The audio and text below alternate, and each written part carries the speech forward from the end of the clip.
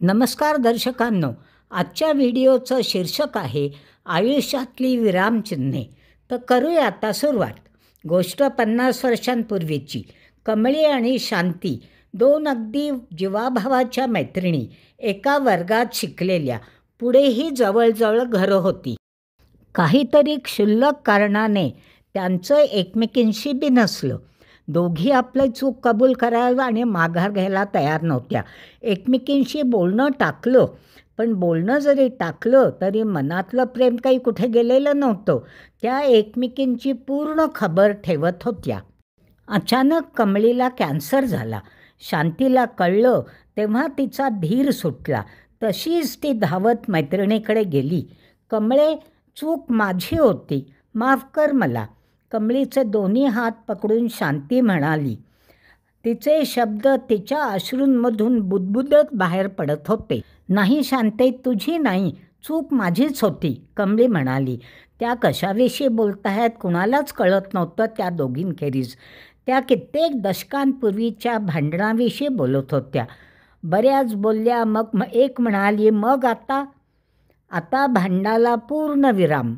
दुसरी म्हणाली. दोघींनी एकमेकींच्या हातांवर टाळे दिले. भांडण संपलं आणि दोघींच्यात जणू नवचैतन्य संचारलं.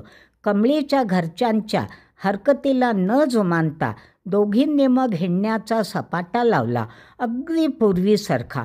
कधी शॉपिंग करायच्या तर कधी एखादी कॉमन मैत्रीण, एखादा पिक्चर. त्यांची धम्माल सुरू झाली. आश्चर्याची गोष्ट म्हणजे कमळीला झालेला कॅन्सर अरेस्ट झाला. जसा होता त्याच जागी अडकला, जसं काही त्याला बंदिस्त केलं गेलं होतं. आणि शांतीची जहाल ॲसिडिटीही संपली. आपल्या आयुष्यातही हे कितीदा तरी घडतं.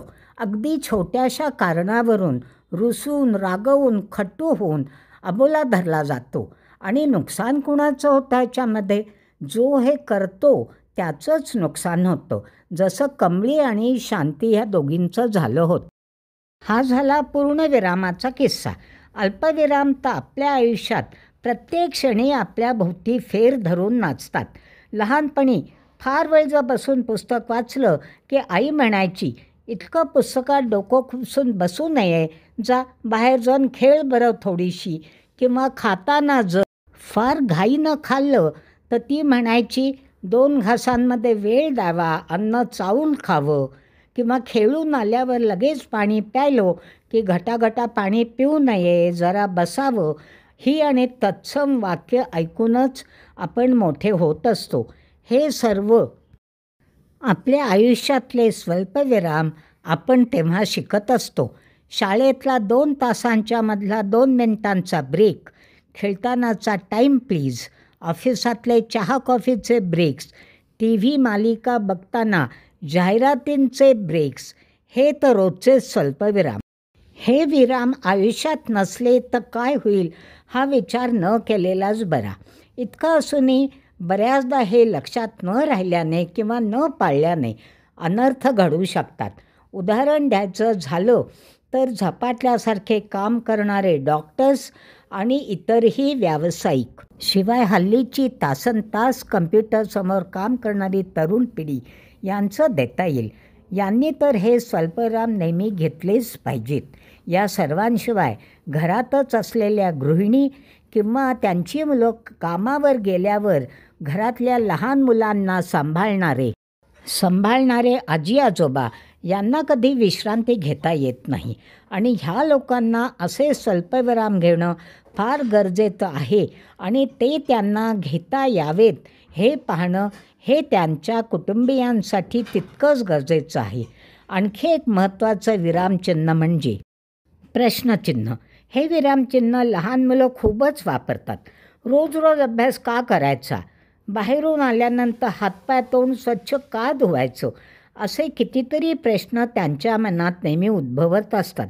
त्यांच्या या शंकांची उत्तरं देणं ही घरातल्या मोठ्यांची जबाबदारी आहे. अगदी कितीही त्रासदायक वाटलं तरी त्यांचे प्रश्न झटकून टाकू नका. त्यांना त्यांच्या मतीला समजेल अशा शब्दात समजवून देणं फार महत्त्वाचं असतं.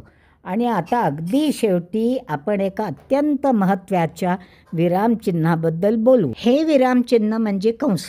कंसाचा महाभारतातला उपयोग युधिष्ठिराने केलेला आपल्या सगळ्यांना माहीतच आहे.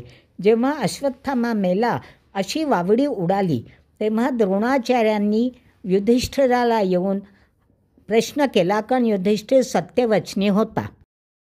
युधिष्ठिराला माहीत होतं की द्रोणाचार्यांना हरवणं कोणालाही शक्य नव्हतं आणि त्यांना हरवल्याशिवाय युद्ध जिंकणं पांडवांना शक्य नव्हतं. म्हणूनच त्याने मनातल्या कंसाचा उपयोग केला होता. अश्वत्थामा मेला हे तो जोरात बोलला, पण मनुष्य की हत्ती कोण जाणे असं तो अगदी हळू आवाजात बोलला. असत्य न बोलूनही तो पूर्ण सत्य बोलला नाही. अर्धसत्य त्याने आपल्या मनात म्हणजे कंसात ठेवलं आणि त्यामुळे आपला पुत्र गेला असं वाटून दुःखात बुडालेल्या द्रोणाचार्यांना हरवणं पांडवांना शक्य झालं. युधिष्ठिर जर हत्ती हा शब्द हळू न म्हणता जोरात बोलला असता तर युद्धाचा म्हणजे महाभारताचा शेवटच अगदी वेगळा झाला असता. हा कदाचित व्याकरणातला कंस नसेल, पण व्यवहारातला होता. काही वेळा कंस वापरणं हे अतिशय आवश्यक असतं. जसं आईची वाट पाहणाऱ्या लहान मुलाला आत्ता येईल तुझी आई असं म्हणत घास भरवणारी आजी काही त्याला खोटं सांगत नसते, तर त्यानं नीट जेवावं म्हणून त्याची आई किती वाजता येणार हे माहीत असलं किंवा नसलं तरी ती त्याला आश्वस्त करत असते. मुलाला तेवढंच पुरतं. आजी यावेळेस खोटं बोलत नसते, पण तात्पुरतं ती सत्य कंसात ठेवत असते. हे आणि असले कंस दैनंदिन आयुष्यात ताणतणाव कमी करून सगळं सुरळीत चालू ठेवतात. तर मग चला तर आता या बहुगुणी विरामचिन्हांना आपल्या आयुष्यात सन्मानाचं योग्य स्थान देऊया. आनंद, शांती आणि सुसंवाद आपोआपच आयुष्यात येतील. कथन ऐकल्याबद्दल धन्यवाद. सबस्क्राईब जरूर करा आणि इतरांशी शेअर करा ही विनंती.